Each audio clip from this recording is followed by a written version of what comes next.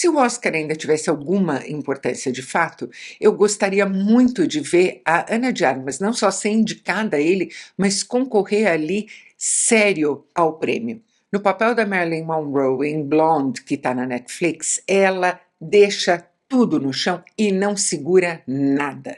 É uma daquelas interpretações memoráveis que, vez ou outra, mas vez ou outra mesmo, um ator alcança numa cinebiografia. E olha, dizer que ela se joga no papel sem se preservar, sem rede de segurança, não é pouca coisa, porque o filme do diretor Andrew Dominik faz ela sofrer e sofrer e sofrer quase sem alívio. Antes de mais nada, é importante dizer que Blonde não é propriamente uma cinebiografia, não. O roteiro é baseado em um romance da Joyce Carol Oates, que a própria autora definiu como uma espécie de destilação do que ela imaginava que era ser uma sex symbol, uma estrela como a Marilyn, e do que talvez fosse pela cabeça dela. Ou seja, a gente está falando aqui de uma pegada ultra especulativa e viajandona, por que não?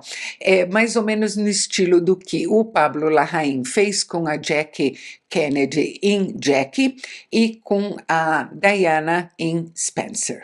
E que o próprio Andrew Dominik fez nos 3 longas de ficção que ele dirigiu antes desse. Chopper, em 2000, o assassinato de Jesse James pelo covarde Robert Ford, em 2007, e em O Homem da Máfia, de 2012. Aliás, eu gosto imensamente desses 2 últimos filmes. Blonde tem alguns momentos maravilhosos, mas são quase 3 horas nessa toada.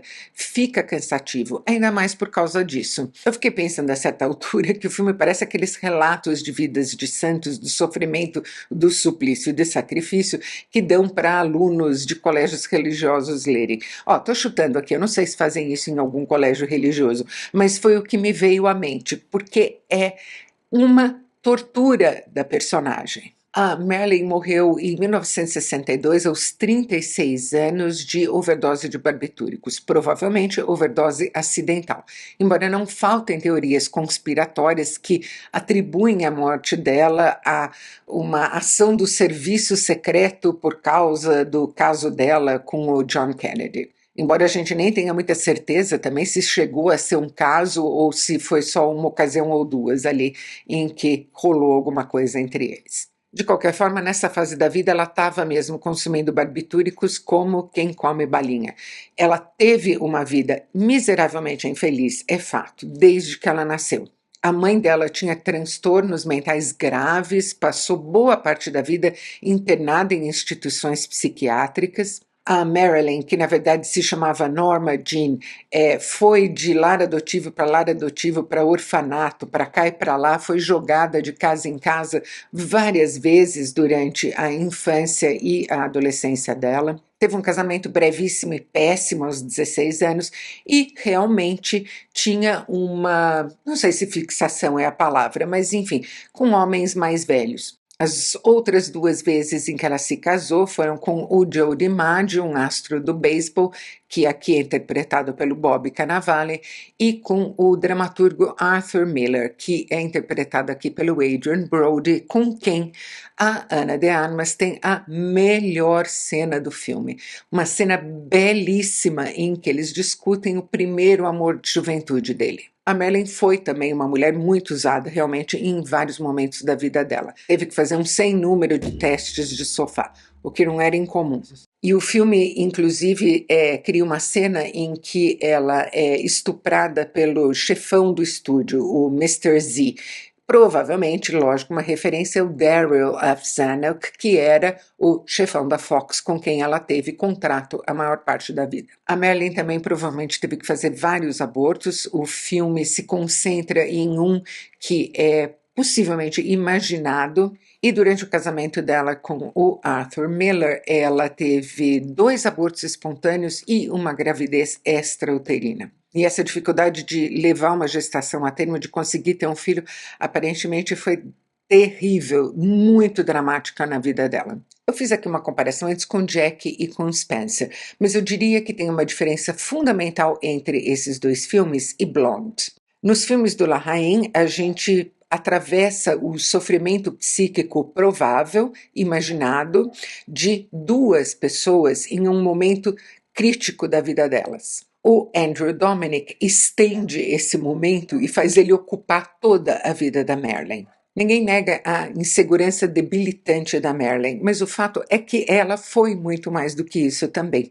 Ela foi estudar interpretação com Lee Strasberg, ela leu tudo que era preciso ler, ela gostava muito de Chekhov, isso é verdade. E depois do sucesso estrondoso de bilheteria de Os Homens Preferem as Loiras, que consagrou ela mesma como uma estrela de primeira grandeza em Hollywood, ela peitou legal o Daryl F. Zanuck. Ela devolveu todos os roteiros idiotas e de filme de loira burra que mandavam para ela, quebrou o contrato dela de $5.000 semanais, coisa assim, e foi para Nova York fundar uma produtora própria. E apesar de todos os processos legais que o Zanuck moveu contra ela e de toda a fofocagem que ele comprou nos tabloides para acabar com a imagem dela, ela conseguiu prevalecer. Ela renegociou o contrato dela para $100.000, o que era uma fortuna na época, e começou a decidir o que ela queria fazer e não o que o estúdio mandava ela fazer. Ela era uma dor de cabeça sem fim. Ela trabalhou várias vezes com o Billy Wilder e depois de Quanto Mais Quente Melhor, que até hoje é votada sempre a melhor comédia de todos os tempos, ele disse que ele estava rico demais e velho demais para enfrentar tudo aquilo de novo. Ela atrasava, faltava, tinha chilique, chorava, ia embora, esquecia a fala. Tem cenas que ele teve que repetir, cenas de uma fala 65 vezes, mas ela está brilhante no filme. Ou seja, tem outras dimensões nela que quase não são contempladas em Blonde. Tem uma parte que é inventada, possivelmente, e que é muito interessante, que é a da amizade bem colorida dela com o filho do Charlie Chaplin, o Charlie Chaplin Jr., e com o filho do Edward G. Robinson, o Edward G. Robinson Jr.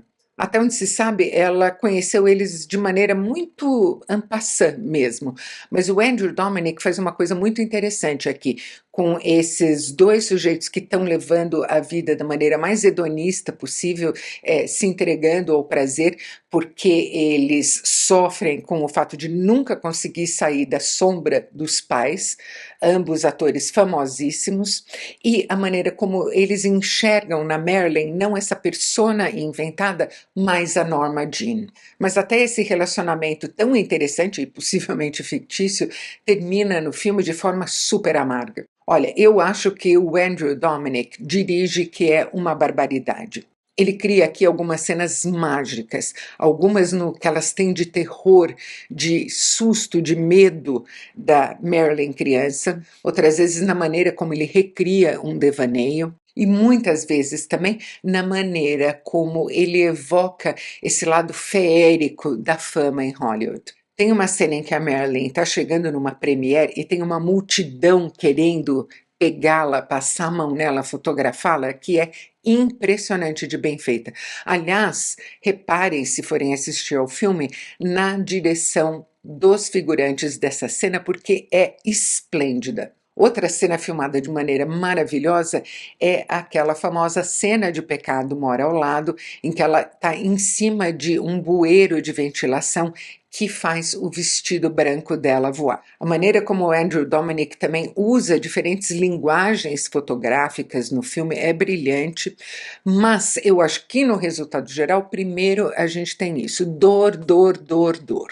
Essa busca dilacerante por um pai que ela nunca conheceu e que, no entanto, povoa todos os sonhos dela. Essa crueldade na maneira como ela foi usada, situações humilhantes, rebaixantes a que ela teve que se sujeitar. E falta o contraponto, que é a leveza que ela era capaz de imprimir a um papel. Aliás, para quem conhece pouco os filmes que a Marilyn fez, eu vou recomendar particularmente, além de Quanto Mais Quente Melhor, que é genial, Bus Stop. É um roteiro que ela escolheu e ela tá uma coisa no filme. A Marilyn era linda, linda, linda, cheia de carisma e podia ser uma excelente atriz.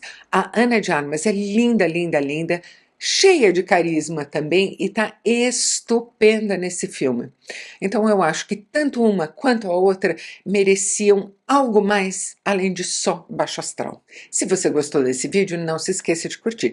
Inscreva-se no canal e clique no sininho. Para dicas diárias de filmes e séries, me siga nas redes sociais. Você encontra os links na descrição aqui abaixo. E a gente se vê no próximo vídeo.